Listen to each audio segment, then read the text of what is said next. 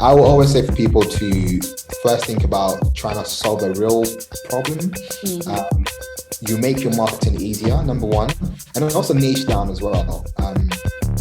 Again, I think about it as you want to be the top 3 companies that people think about when they're looking for a solution, especially if they've heard of you before, something like that. Maybe someone might hear of you, and at the time they're in the market for the solution that you're providing. But once they're in the market for it, they need to be able to think about you as the top 3 companies to go to. And if you haven't niche down enough, then you're never going to be on top of people's head. So you want the people that really, really, really need you to think about you when they need it, and everyone else doesn't matter. Welcome to the Friends in Beauty podcast, a safe space for ambitious beauty industry creatives to have real talk, get real answers, and practical tools to grow their businesses. My name is Okyere Robinson, and I'm a makeup artist, beauty educator, and the creator of Friends in Beauty. I created Friends in Beauty to support like-minded creatives just like you on their quest to connect, network, and build genuine relationships within the beauty community. Join me every week as me and my special guests reveal the keys to success and longevity in the beauty industry, and most importantly, have fun while doing it. You ready? Hey, what's up? It's your best friend in beauty, Ava Robinson. Welcome back to another episode of the Friends in Beauty podcast. I am so happy to have you here with me, and I hope you're listening to this episode in high spirits and in good health. If you are a friend in beauty, I welcome you to join the Friends in Beauty Facebook community. If you're looking for a community of like-minded, ambitious friends in beauty to virtually connect with, network, and share resources, then click the link down below in the show description to join our community. And I'll be there to welcome you with open arms. Also, follow Friends in Beauty on all social media platforms at Friends in Beauty. What I like to do is something called the Friends in Beauty Friday feature, where every Friday I spotlight a different friend in beauty and their accomplishments. So no matter how big or small you think it is, I want to shout you out. I want to send you some good vibes. So all you have to do is use the hashtag FIB Friday feature, tag Friends in Beauty on something that you have accomplished, and I'll share it with the community. Additionally, the Friends in Beauty podcast is available on several platforms. We're on Apple, Spotify, Stitcher, iHeartRadio, Google, YouTube, you name it. And whatever platform you are listening from right now, I just want to say thank you so much for tuning into the Friends in Beauty podcast. I truly appreciate you so much. And I would love it even further if you took the time to leave a 5-star rating, a review, a comment, a like, a share, a subscribe, or something to let me know how you feel about the Friends in Beauty podcast. I would absolutely love it. And also, I have to tell you that you should join the Friends in Beauty mailing list tribe if you haven't already, because they are the first to know about all things Friends in Beauty, and I send out different business resources, tips, and advice throughout the week. So if that's something that you're interested in, the link for that will be in the description as well. And last but not least, the most important thing is to share the Friends in Beauty podcast with your other friends in beauty, your family, your friends, anybody that you think could benefit from the information that is being shared. Share away to help me grow the Friends in Beauty community. Now, in this episode of the Friends in Beauty podcast, I welcome the founder and CEO of Ava Estell, Yaw Okyere, to the Friends in Beauty guest chair. Developed in response to his wife's feelings of insecurity over her hyperpigmentation, Ava Estell is an all-natural line of cosmetic products specifically developed for both the Black community and people of color by those with first-hand experience in the cosmetics race gap. With a disproportionate focus on white skincare in the UK and products for hyperpigmentation marketed to non-white consumers, often containing harmful chemicals and bleaches, Ava Estelle has developed to provide results often unachievable elsewhere, committing to confidence and complexion the natural way. Created in 2020 during the lockdown, Ava Estelle is already gaining traction in the world of cosmetics, having sold over 1 million pounds worth of products in the first 7 months. A year on, they passed the 2 million pound sales thanks to its groundbreaking formulation and abundance of customer testimonials.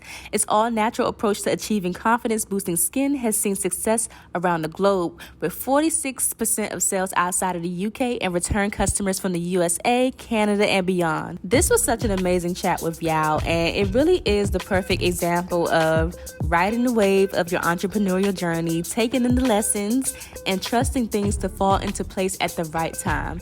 In this interview, Yaw shares how his entrepreneurial journey led him and prepared him for creating Ava Estelle, why he thinks Ava Estelle grew so fast, the challenges and changes he'd like to see when it comes to the cosmetic industry for people of color, the most important thing needed to launch a successful brand, and so much more. And I'm telling you, listen closely for the gems, okay? Because they are sprinkled all throughout this interview. Let's go ahead and jump into it with Yaw. And if you prefer to watch us, then tune in on YouTube. Enjoy. Welcome to the Friends of Beauty podcast, Yaw. Thank you. Thank you. Nice to have me, Okyere. It's so great to have you. Like I was just saying before we started, I've seen your Facebook ads like everywhere. And you were actually on like my list of people that I wanted to have on the podcast. So I'm so excited to have you here and so excited to learn more about your brand.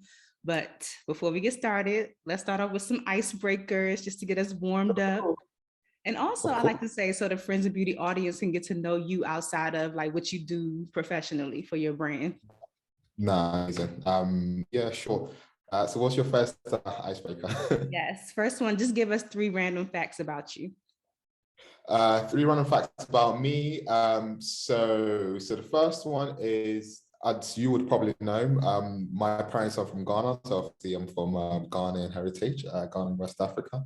I was actually born there, and my parents migrated when I was about 13. So I was sort of like grew up there in my childhood, and then obviously got to the UK, and yeah, sort of like lived here ever since.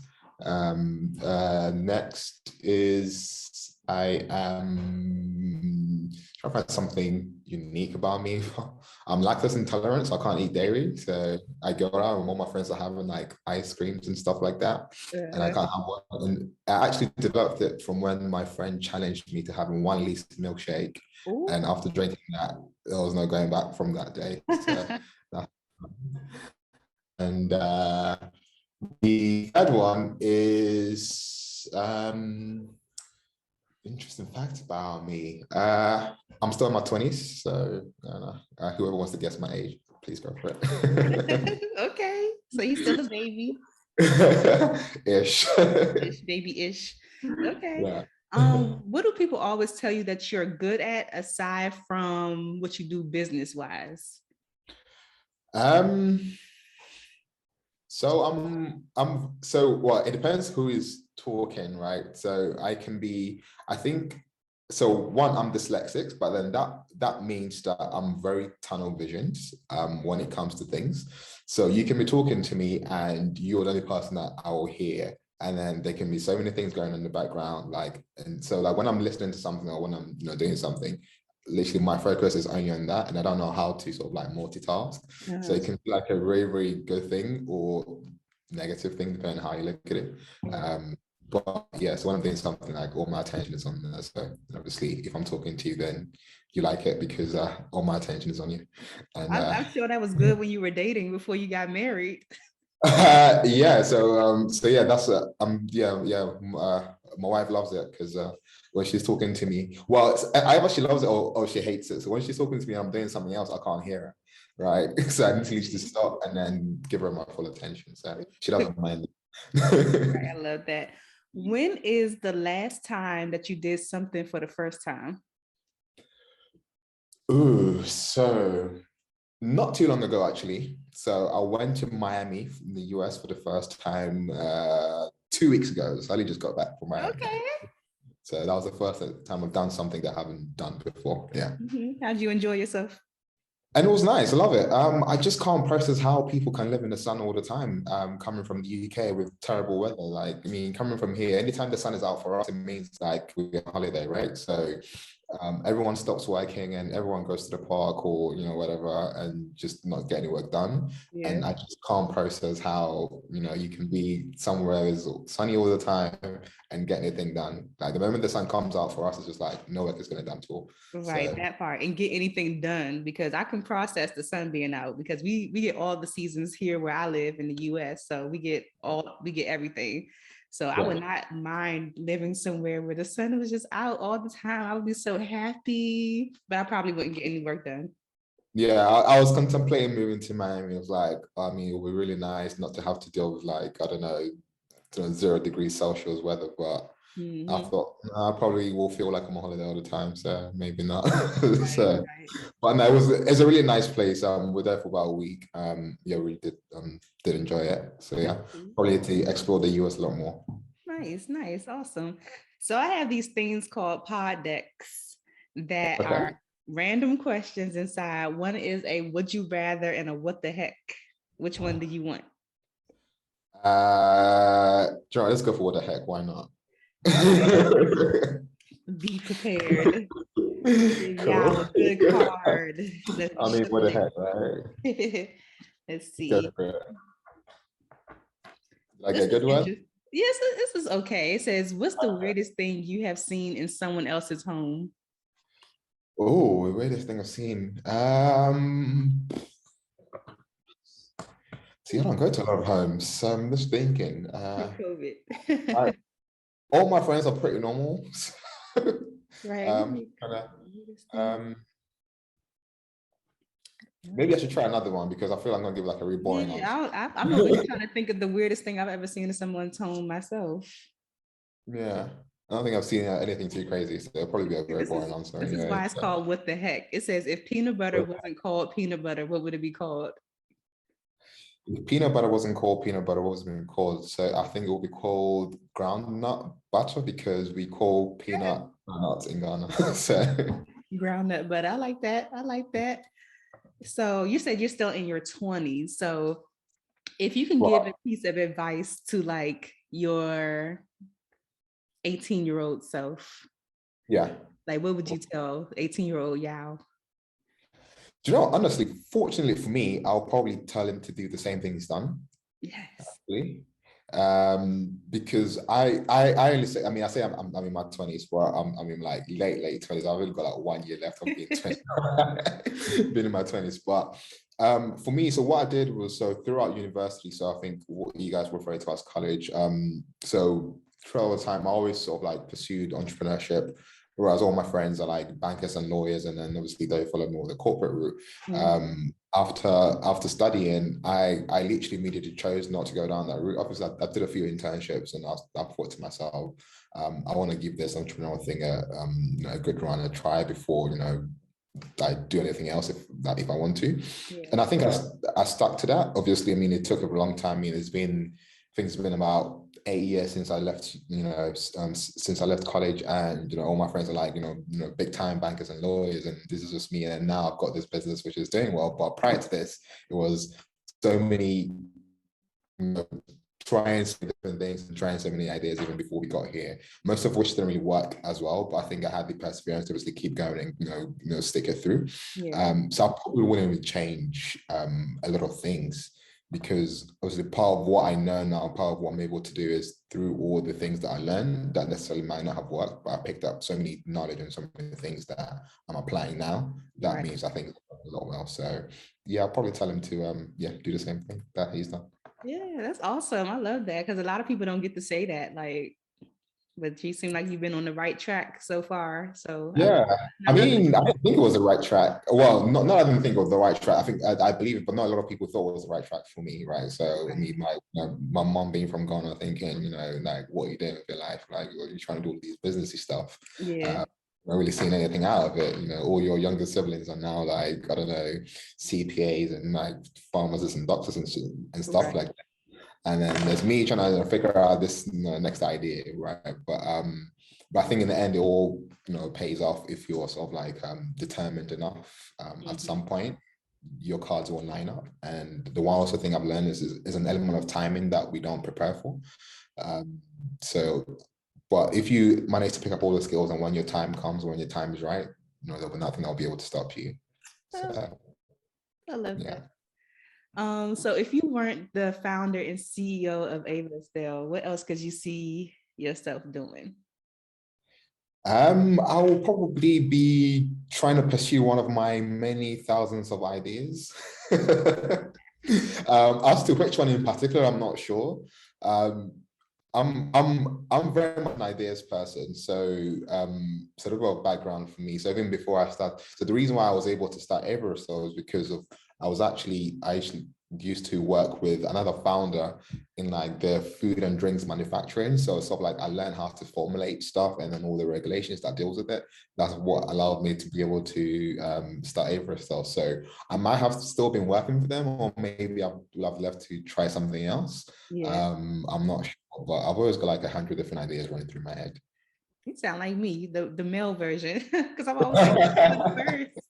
I don't lack ideas. Sometimes what I lack is Yeah. the execution or the steps to do it. But you got that down pat. So who is Yaw? Like, tell us a little bit about yourself before you dive into Ava Estelle.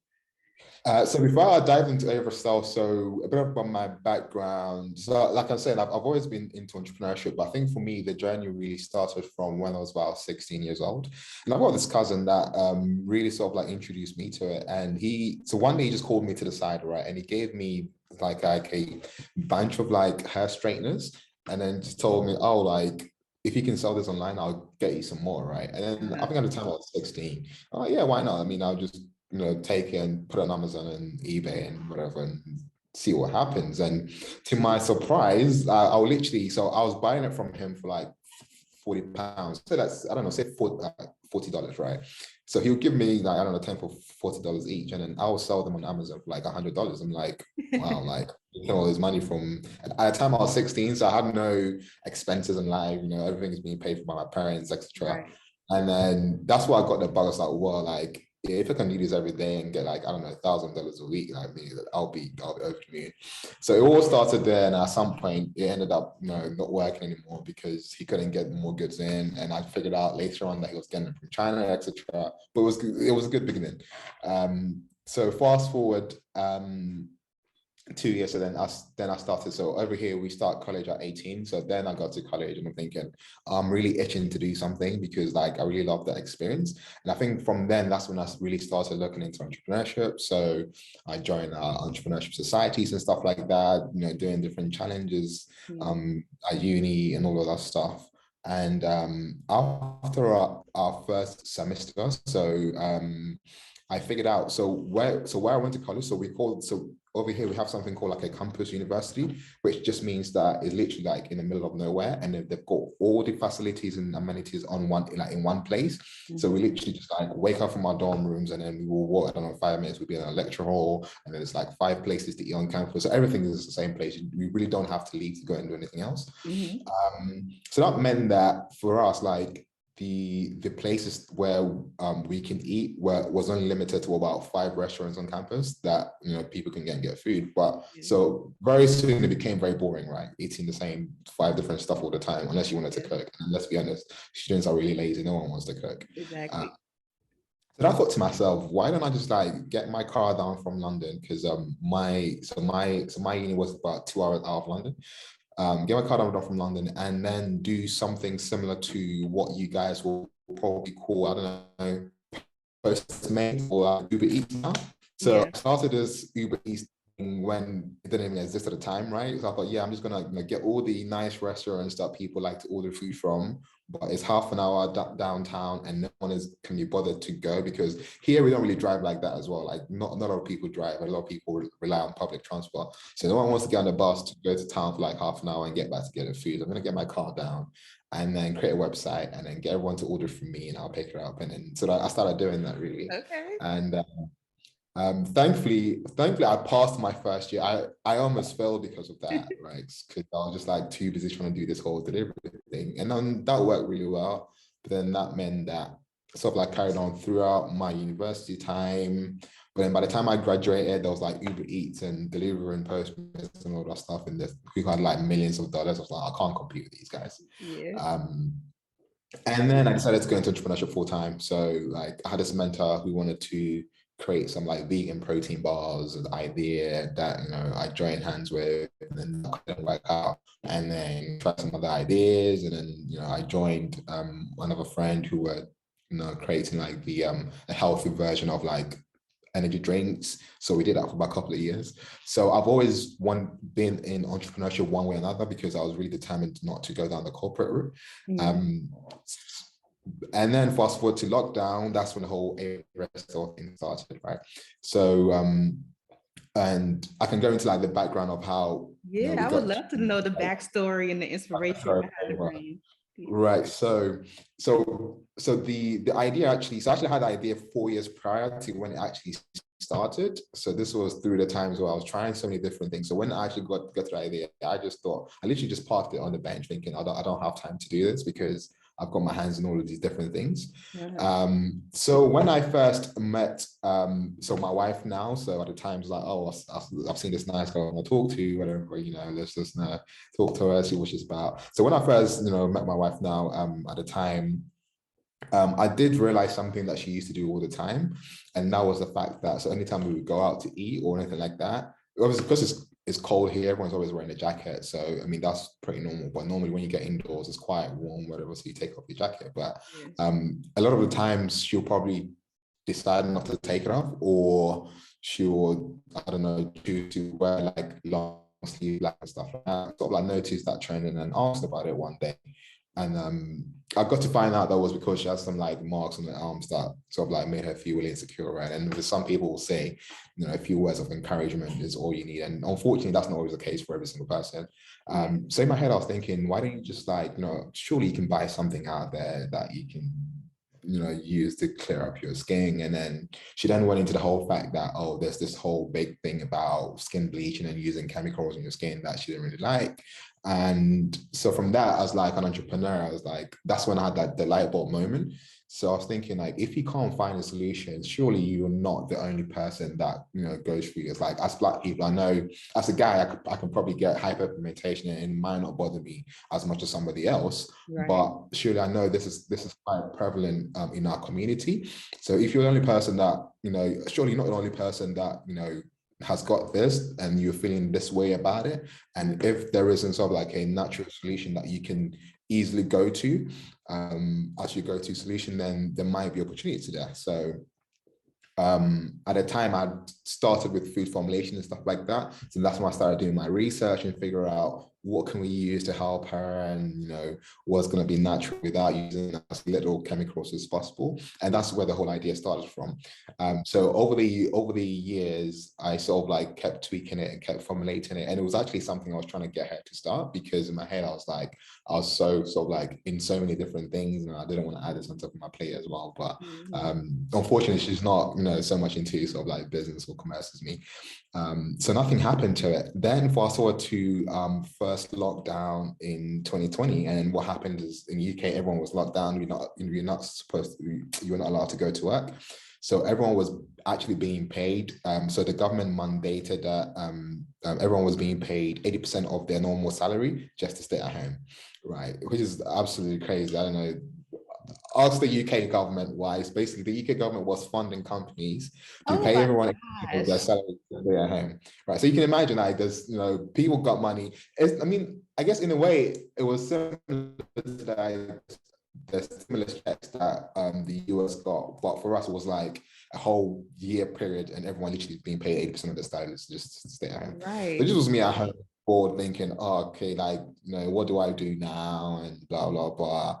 And then I saw a company in the US actually talking about like their results and like what they were able to do in like a day. So normally like they do like the drop model whereby everything is normally sold out, and then they will restock, and then everything will sell out. And I think like they sold like $1 million worth in like 8 minutes. I'm like, wait, hold on, I've got a skincare idea, right? Surely, like if they're able to do that, I'm sure my idea can be able to do something similar. So at that point I thought, yeah, let me go and get all my notes. I went and get all my research and reformulated everything. And in the UK, you have to get like a safety approval done, got all of that done within like 2 or 3 months. And then I launched it, right, at the back of say October 2020. Okay. And then it's literally history since then. So from the moment we launched it, it got very well received online, and then the company was like doubling like every single month since then, and then me being an entrepreneur was like, okay, cool, I just called my work, like, I'm not coming back again, guys, sorry. I know we're in lockdown, but I think lockdown was about to everyone was about to resume for work, but within 2 months, I was like, yeah, I'm not coming back. You can still pay my 80%, but I'm not coming back. Yeah, and then since then, we literally just like, kept building the company, and it's been growing ever since. And I think we're about 14 months in now. Last time I checked. And then he's done about, I don't know, 2.5 million pounds in revenue or something like that. It's like almost $3 million in revenue. So yeah, it's been absolutely crazy since then. But a lot of work though, like I'm always like literally I think I work like, I don't know, 15 hours a day. I don't know, something crazy, but I absolutely love it. So yeah, that's the backstory of how Ava Estelle started. Wow. And I have so many questions. Yeah, I have please so not many go. questions just from that, because like, so you said this idea came several years ago. So in the meantime, were you like letting people test out the products to see if it actually worked, or like was your wife testing it out? Like what was the process for, or what was the reason why you were like tweaking the formula before you like launched it? Yeah, so I mean, so the real reason why it didn't come out was because I didn't think I had the time to do it, right? So then initially, so I think it took me about 3 months to come up with a formula. So initially, of course, like she was going to be my guinea pig because who else was going to test it for me? So she did test it, and we saw like very, very great results from her test. I mean, from everything that she would test for me. So for me, that was like enough to like, cool, I think this is going to work. And then obviously I tested on my siblings as well and stuff like that. But then fast forward to about, let's say around about May 2020 is when I literally just like went back in my upper note to find all my recipes and all my notes I made. And then I reformulated it. I think I made it a little bit better. And then I sent it to about 20 of my friends and, asked them, oh, do you suffer from hyperpigmentation? Are you struggling with eczema or whatever? Anyone that said yes, I literally just sent them a sample. And then all I asked for is if it works for them, they should send me like a before and after picture. And I think those are what we used to launch as well. So when they actually got serious about launching it, so like formulated within 6 months, probably didn't touch it for like a good 3 years. It was just there, touching dust. And but then like the 3 months prior to launching as well, there was like a lot of testing happening. We're doing some lab testing, we're doing some friends and family, getting every single person I can to test and try it out for me before we actually then launched it.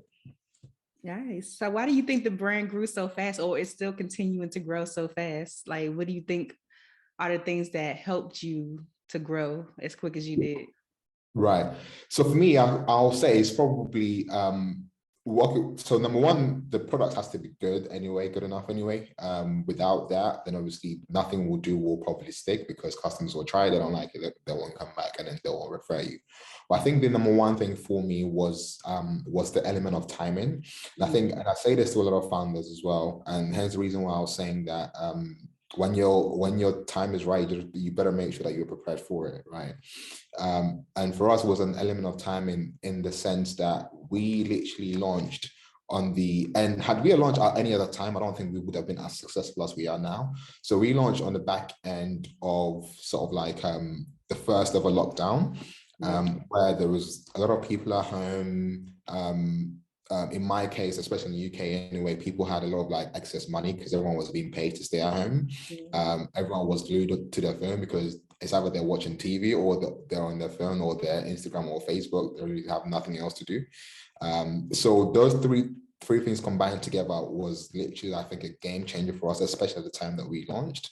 And also, it was during this time where there was this whole craziness going on with regards to people of color really supporting sort of like like their own and supporting Black farmers and stuff like that, because of all the craziness that was happening, all the injustice that was going on, for example, on the back end of George Floyd and everything that was going on. So people were really rooting for their own, right? And it wasn't that we necessarily took advantage of that or anything like that, and it wasn't really timed, but we were just ready to launch in October.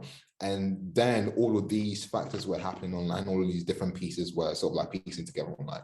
So I remember one of our very first ads that we run, it was literally like a picture of my face, and then it just said like, what the product is and what we do, and literally had nothing about the product in shot. And then everyone loved it. Like, oh my God, like, this Black guy is doing this for the community. And the brand Ava was purposely built for us by us, because obviously it's something that I saw that my wife struggled with. So I thought, you know what, like no one is making something like this for us. So, you know, why not? Why don't we do it, right? So with all of those elements combined together, with people being on their phone, having, you know, more money in the bank account than they've probably ever seen, and they have no other means to spend it, rather than to spend it online, and people supporting their own, all of that sort of like married up together to mean that anything going on online, especially business, and if your business was good and people liked it, it was literally just going to skyrocket, right? So if we had done this at any time, we wouldn't have had the start that we had. That also meant that, luckily for me, from all the other businesses I've done in the past, I knew how to run ads. I knew how to run Facebook ads properly, you know, from the actual back end, not just, you know, pressing the boost. I understood how marketing worked. I understood how email marketing worked. You know, I was able to set up our website in like a day, all of those stuff. So all of those skills now came into play to mean that we could really, really go aggressive and sort of like make the most of the opportunity that we had and we were presented with. So every money we made literally went straight back into the business. And you were saying, like, you probably saw one of my ads, right? So we were like really, really aggressive, because at the time the cost of ads were really, really good. They weren't as expensive as they are now. So in my head, I was like, okay, cool, like every penny we make, we're going to just throw it back into the business and just be as aggressive as we can. And that worked for us. Another thing, we could have done that at any other time period. Even now, like if we were to launch again now, it wouldn't be the same. What's the average amount you spend on ads a month? So it had been really increasing until lately. We've kind of slowed down a bit because the ads world have changed a lot with something called like iOS 14. But so just to give you a perspective, so we didn't start out with Facebook ads. So we started out doing a lot of so what we call meme pages, but I don't know what you guys call it. So they're not pages like Spiritual Word and Shade Room and stuff like that, and like, you know, the Black Melanin Beauty pages. So for our first 3 months, that's all we focused on, because we knew that had a congregation of the people of our target audience. So we would pay those pages on Instagram to do a promo for us. And they will, and then the return on investment on that would be crazy. Like, I think, I don't know, we pay like, I don't know, $200 and we might make like, you know, $2,000 in sales, right? Or something like that. So for our first 3 months, we literally just focused on that. And I think we turned over about 100K in revenue in our first 3 months just doing that. And then after a while, everyone clocked on, and you know how it works. And then so the performance of that started to go down. So then I changed strategy to use a lot more Facebook and Instagram ads. So with Facebook and Instagram ads, I think in January 2021 is when we really, really started to sort of like focus on that. I think in January 2021, we spent maybe, I think about 4K. And then in February, spent like 11K in ads. And then in March, it was like 30K in ads. And then in April, it was like, I don't know, 70K in ads. So we were literally really like ramping up, because it was working so well. Like, listen, guys, like we need to just like capture everything we can before it doesn't work anymore. But now we don't spend as much because the cost of ads is probably like tripled. So the margins are not the same. So we have to sort of like change the way you market. Now it's all about TikTok and all of this other stuff, using Instagram Reels. But I mean, ads still work. It's just that the cost of it has changed because a lot of stuff around how it works with Apple iOS. Apple doesn't allow Facebook and stuff like that to track data anymore. So they don't have as much data to play with. So that means they can't target rightly to the correct people. So it still works. It's just a lot more difficult now. Right. But now we scaled really, really aggressively with ads like in the beginning, because it just works. And then we just literally doubled down and like literally doubled, like more than doubled every single month in those days. I love that. Were there any challenges with you growing so fast? Any challenges on the back end as far as like keeping up with like product or sales or anything slipping through the cracks? I don't know. Yeah, I mean, things were breaking every single month. I'm not even gonna lie to you, literally. So I think the number one thing that was, I mean, still to somewhat a bit of a headache for me is order fulfillment. So we used to fulfill all our orders in-house. But when it got around to, I think that January or February, it was just too much for us to do in-house. So we use something called a third-party fulfillment company, so like a 3PL, and essentially all they do is, and their job is basically just fulfill orders for like e-commerce companies. So what we do is they connect to your back end of your website. So for us, we use Shopify to power up our website. So they'll connect to Shopify, and every order that comes in, they will see it, and they get the address and all of that details, and then they'll pack it, and then they'll send it off for you. at a time where we were scaling aggressively, and also bear in mind that our customers are split 50-50 between the UK and the US, right?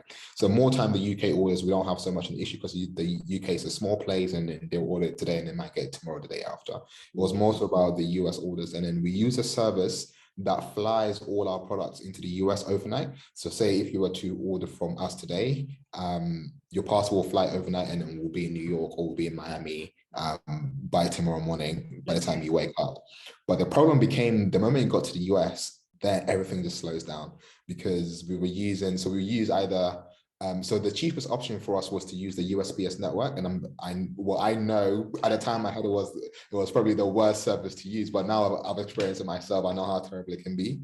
But our only other alternative is to basically use something like a DHL Express, which will basically guarantee delivery in about 2 or 3 days, but that will cost us like, I don't know, $20 or $25, which no one's gonna pay that much for. So even if we are charging people for like, expedited delivery, we might still have to, cover some of the cost. So, the only true option for us is to sort of like use that USPS network. So we fly into New York or Miami, whatever, right? And we'll go into the USPS network. And they were terrible during those COVID times. Terrible, absolutely. Literally. So it will literally get there and it will take 3 weeks for the customer to get a parcel, right? And we've shipped it, but then obviously it's really difficult because they will quote you, or your item will get there in 6 to 7 days, and that's what we say to the customers, and then they haven't received the orders in 3 weeks and everyone's coming back at us, and then like customer service is flooded. It's like, where's my order? Can I get a refund because I've purchased and it's been 2 weeks and I haven't got it? You told me it's going to take 5 days. So we have to deal with all of that. And I think 1 month, maybe in the month of May, I think we had to send everything through DHL Express because it was just getting too much. I think that month we might have spent about 100K in a loss because we just had to pay for everything to go by DHL Express. But it's a good problem to have, right? But those are some of the few annoying things. Even to the point now that we're setting up a US base where all of our US orders are actually going to flow through a US fulfillment center, so we don't have to worry about all of these things. So now we can use FedEx or UPS or somewhere else and not have to rely on USPS. So yeah, I'm looking forward to that. Right. I didn't even ask you where the name Ava Estelle came from. Is that your wife's name? Oh yeah, so wow, that was one of the challenges as well. So it was actually not called Ava Estelle in the beginning. So my wife is called SC Estelle, right? And then so it actually used to be called SC Care in the very beginning, and we had a lawsuit actually from that, funny enough. Oh my God. Tell me about it. Yeah, so the story behind there is, hopefully this is not going to get me in trouble, but anyway, I don't think it matters. But anyway, there was a massive brand that had a part of the SK name. I'm sure you guys can probably figure out if you do a little bit of research. I'm not gonna say explicitly what it is, but anyway, there was a part of the SK name that they owned, but it wasn't actually in skincare. So obviously our assumption was it was fine because they're not in skincare, right? They can have their segment of the market and we can take skincare and do what we're doing. But it turned out apparently not. They weren't too happy with that, after a few months. So we were served the lawsuit and they gave us 3 options to either basically see you in court or you have to rebrand. So we chose to rebrand because there was no point fighting in court and all that stuff. So and relatively we were still, I think this happened when we were 6 months old, so relatively we were still quite a new company, but although we were growing very, very fast. So that happened. So then we were faced with having to change our name. I didn't know what to call it. So because initially, because my wife was the inspiration, was named after her extra. So we've got a daughter called Ava.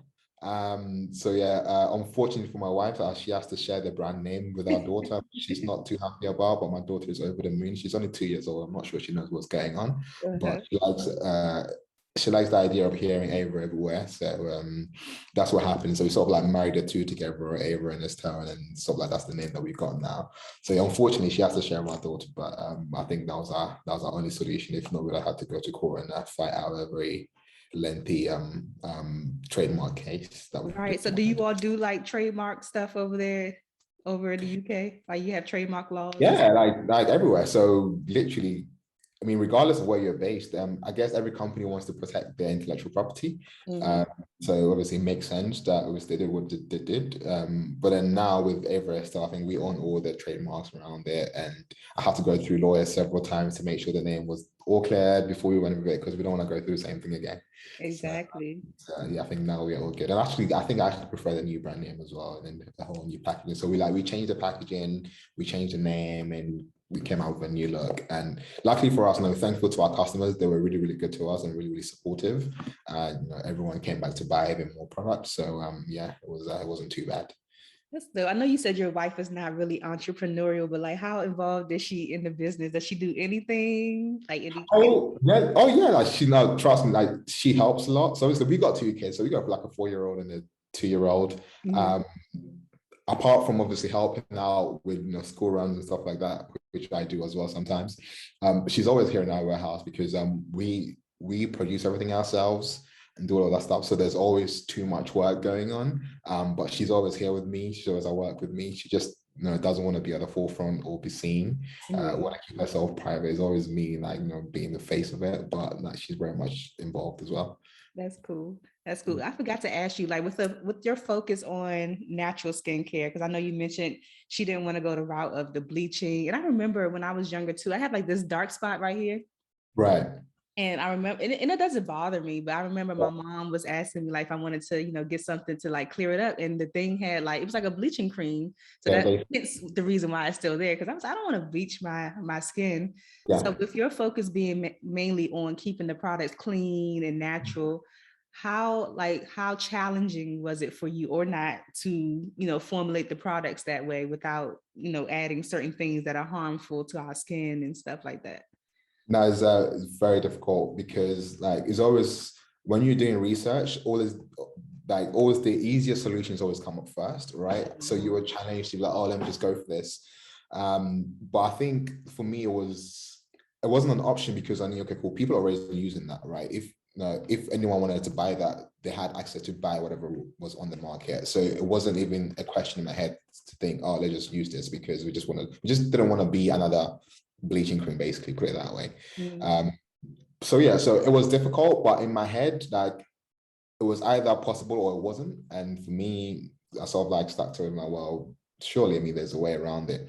So I mean, in a way, it sort of like limits our products in a way because of how it needs to be formulated. For example, like a lot of our products are like maybe oil based, and that might not necessarily work for every single person. But for the majority of people, it's fine, right? So we might not be able to necessarily cater to 100% of the whole market due to some of the limitations and what we can put in there, what we can't put in there, therefore how it's going to turn out. But I think we managed to find like a fairly good balance. And I know we can't serve every single person because some people are, very oil prone and they can't put stuff like shea butter on their skin and stuff like that. Yeah. But I think it was a fair compromise. That's cool. That's cool. Are there any changes that you would like to see happen in like the skincare beauty industry when it comes to creating products for, melanated skin? Yes, 100%. I think there needs to be a lot more representation because we are nowhere near represented enough. Because if you think about it, people with melanated skin, we actually make up the majority of the world, right? And it's so crazy to think that, when all of these large corporations are going through testing and stuff like that, we're not literally in question, really. It's only of late that they're starting to see and understand that, oh, maybe there might be some buying power here, so let's just sort of like dip our feet and try and gain some market share. But honestly, the reason why even we're able to come into the market to do what we're doing is because no one really cares enough to be able to just be like, cool, like these are good for people that also just matter like everybody else. Let's put their needs first. And sometimes I don't even blame them in a way because those companies are run by people that don't understand, or like they're not run by people that look like me and you, right? So therefore, that is not at the forefront of their thought to think there are others out there that these products are not catering to. But yes, in terms of changes, a lot needs to happen, like many things in the world. But yeah, we can go into that and we'll be here all day if you start talking about it. Yeah, because I'm even thinking about the brand that was recommended when I was younger. I don't know if it's Black owned, but it's catered towards Black people. But that's like what they have in is like basically bleaching creams and stuff. And we already know the epidemic in, even, Africa and the Caribbean with people bleaching their skin and everything like that. So it's totally crazy. Yeah. Yeah, absolutely. For our friends in beauty who want to possibly start a brand, a skincare brand, do you have any steps that they should look out for? Some things that I guess in hindsight you would have done a little bit differently? Yeah. So the number one thing I'll say is, and actually we're quite fortunate in this as well. Not to say that I'll do anything differently, but I see a lot of founders starting and making this mistake. Is the fact that so they start out and go for what I call generic products. So it could be, like they can start out and just be like they I don't know, they're making like body washes and all of that stuff. And for me, from a customer perspective, it's really, really difficult to displace what your customers are already using that they're very comfortable with. So if you think about the body wash or the deodorant that you use and stuff like that, pretty much you probably use the same thing that you've used over the last 5-10 years because it does the job and it's literally good enough, right? Yeah. So for me to come into the market and tell you, oh, hey, I'm Black owned, whatever, this is my deodorant brand, buy it from me, I don't think that's enough for you to then go out your way. And especially if you're a new company as well, your pricing might not be necessarily the most favorable because obviously you have all these other overhead costs that you have to cover. So I'll say people should probably not necessarily focus on generic products first because it's really, really difficult to then displace the customer from what they're using, but currently that they don't see any issues with, to then come and use yours. I'll always going, and I think that's something we didn't do intentionally, but something we did well was basically going and tackle a problem. And if you're more problem focused, then typically what's likely to happen is that the your ideal customer probably doesn't have a solution to that problem already, and then it makes it easier for them to then try you out because like I suffer from eczema. There might be eczema creams that get rid of eczema, but as a Black person, when that after you've cleared it up, you still have hyperpigmentation underneath that. That doesn't go away. So what we do is, in addition to clearing up the eczema, that same treatment is going to clear up your hyperpigmentation as well, right? So it makes it different to the sense that they don't have anything currently that they're using to treat that particular problem. So therefore, it's easy for them to then be like, okay, cool, let me try you out, rather than saying, oh, instead of using this to cure your eczema, your hyperpigmentation, use this deodorant, which people are going to really struggle to display. So I will always say for people to first think about trying to solve a real problem. You make your marketing easier, number one, and also niche down as well. Again, I think about it as you want to be the top 3 companies that people think about when they're looking for a solution, especially if they've heard of you before or something like that. Maybe someone might hear of you and at the time they weren't in the market for the solution that you're providing, but once they're in the market for it, they need to be able to think about you as the top 3 companies to go to. And if you haven't niched down enough, then you're never going to be on top of people's head. So you want the people that really, really, really need you to think about you when they need it, and everyone else doesn't matter, right? If not, then you get into the category where no one really sort of like remembers you or know you for anything, and you never really establish yourself. So obviously, like, finding a real problem to solve and really, really niching down. A lot of entrepreneurs also think niching down means like losing out on market share, and I don't think that's the case. It just makes your marketing easier. You can speak directly to the person that you are trying to sell your products to, and they'll really appreciate the fact that you are thinking about them and just them, right? So they're more likely to then buy from you rather than some mainstream brand that just like do like generic based marketing. So it's actually easier to then start out, and then if you want to sort of like expand your market later on, you can always do that. So those are probably like the 2 things I think people are always doing wrong, trying to create a product for everyone, which then you're not really a product for anyone. And sort of like going too generic, again, you're not really solving anyone's problem. There's no pain points, so there's no incentive to buy. So yeah, those are the two things. I absolutely love it. Yeah, what are you working on your legacy to be for Ava Estelle? Like when this is all said and done, what do you want people to say about you and the brand that you created? So my personal legacy, I mean, like the reason why I went into entrepreneurship was to able to, say that I want people to look at me and just be like, oh, like if he can do it, like I don't see the reason why like I can't do it, right? Like I do this because I love it. You know, I mean, there's financial benefits, there's all of that, but regardless, I mean, for the typical person, if you work hard, you probably get all of those things anyway. But for me, I do it because I really, really do enjoy it. And I want my kids to be able to wake up and just be like, oh, you know, daddy followed his dreams. So like, we are going to follow ours regardless of what it is. And I think that's what I want it to be, for people to just be like, okay, cool. Like, I just want to pave the way and show people it's possible. Yes, it took me 8 years of trying different things to get to Ava Estelle, but it doesn't mean the journey is going to be easy, or it doesn't mean that you're going to get it the first time around that you try, but it just means that if you're persistent enough and you keep going, again, like when your time is right and you've got all the skills and everything aligns for you, it will be your time to go, right? For me, that's the main thing that matters to me, really. Just, you know, people being able to look at me and just be like, well, if he can do it, then there's no reason why I can't do it. So absolutely. Is there anything coming up next for the brand that we should be looking out for? There's too many things coming up. So yes, so the next thing coming up is, so at the moment we have like a whole suite of body related products. So we're just about to launch our new product, specially formulated for using on your face. So I mean, currently the products you can use on your face, because they're all generally formulated to be quite mild and gentle anyway.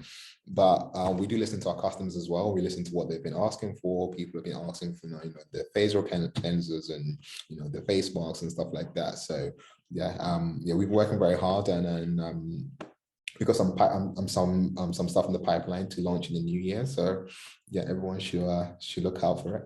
Okay, I'm excited. I can't wait to see. Yeah, and I think it's going to be really exciting. I think people are really going to love it. The feedback we got so far is really amazing. So I hope that's going to be everyone's experience once they've tried it. Awesome.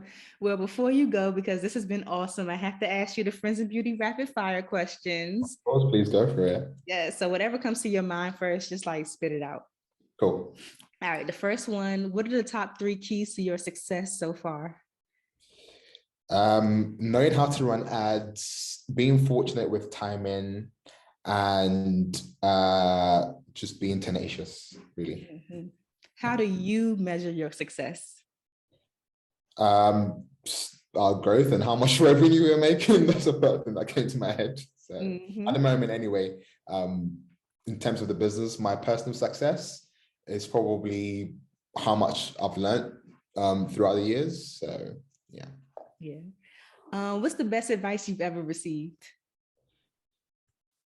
Not to listen to anybody's advice.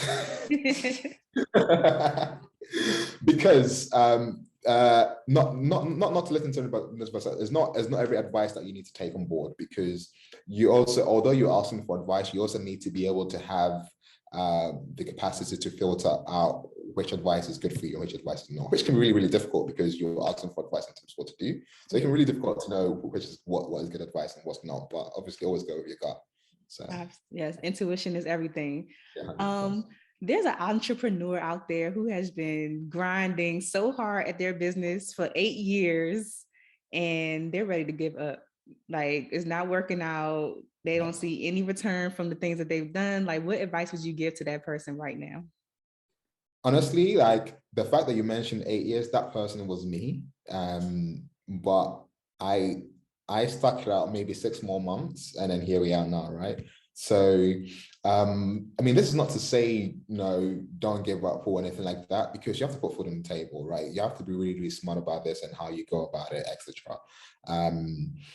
And I say that because, again, like I was saying, everyone has to put food on the table. So it's not necessarily about, you know, going at it and doing nothing else. You know, you can have a day job. That's fine. It's fine to do that, right? I had a day job at one point, but it doesn't mean you necessarily give up on your dream, right? It just means that you just have to work harder than everybody else. When all your friends are out partying, you go to work, you're 9 to 5, make sure you can live, because, you know, nothing is free in this world. But then it was after those hours, then you come into point in your grind until it gets to the stage where your, you know, your business or your hustle, whatever it is, can fully replace your income. And then you can just be like, okay, cool, let me step back and 100% fully focus on this. So yeah, I don't think giving up is ever an option. You just have to be smart about it. There's nothing wrong with having a job because again, nothing is free in this world. But you need to know that if you are obviously willing to achieve the success that comes with running your own business and the freedom that comes with it, you need to really sacrifice and keep going until you make that happen. And again, if you keep doing that, hopefully you're learning some skills that at one point they will all align. And when your time is right, no one will stop you. Absolutely. What's a resource that has helped you in your business that you can share with the Friends in Beauty community? Oh, I wish I can share the link with you, but it was a course on it's not my course, by the way, but then I found it really informative. I think it cost like $30, right? I know now everyone is selling like Facebook ads cost for like $3,000 or stuff like that, but this cost $30, and I trust me, it literally has everything you need. I'll try and find the link and share with you. Maybe you can put in the comment section or the caption section later on. I think it is by the Entrepreneurial.com or something like that, and I have like a bundle of like a marketing course. It covers Google ads, Facebook ads, and all of those things. And having that skill in this digital age is literally like, I think it's pretty much a prerequisite, because for any entrepreneur, you need to be able to understand at least the basics of how to run ads. Because at some point you might need it. And yeah, if you can learn the basics, it saves you money of having to hire an outside agent or a third person to do it that you have to pay. So yeah, I can't remember the exact name because this was a while ago, but I know I just shared it with a friend and they found it very useful. So I'll share the link with you after the. Yes, please. I would love to look. I like all the techie stuff behind the scenes, like doing the podcast, editing. Like I love all that stuff. So yeah. So the last one, I want you to fill in the blank and say, my name is blank, and the key to longevity and success is whatever you think it is. Okay. So my name is Yaw, and the key to longevity in business is being tenacious and sticking through it, because I mean, if you want to go in a long way, then you have to be ready to put in the reps, unfortunately. So yeah. All right. This has been awesome. Before you go, share all of your social media or website, wherever you want people to connect with you and the brand. Yeah, so you can find us everyone online at Ava Estell. So it's AVAESTELL. Particularly on Instagram, I think that's where we're most active now, but I think we're on TikTok as well and on Facebook as well. And if you want to follow me personally, you can, I share some business tips on there as well, if you like. So my personal at is Yaw_OK. So that's YAW_OK. And you'll be able to find me on Instagram as well. Anytime I'm in a good mood, I want to share any business tips. That's where you find it. Awesome. Thank you so much for this, y'all. I really appreciate it. All the gems that you dropped. I hope they caught them because they in there. Well, I hope so. And thank you so much for having me on here, Kia. I think it's been a pleasure. And I love sharing my journey. And hopefully this will inspire someone else to go out there and start something that hopefully we'll hear about on this podcast as well. Thanks for listening to the Friends in Beauty podcast. Don't forget, sharing is caring. Share this episode with at least one friend in beauty, and subscribe, rate, and review on Apple Podcasts so that other friends in beauty can find this show. Plus, we'd love to hear your feedback. Connect with us on all social media platforms at Friends in Beauty, #Friends in Beauty to join the conversation, and join our Friends in Beauty Facebook community to stay connected. Talk to you soon.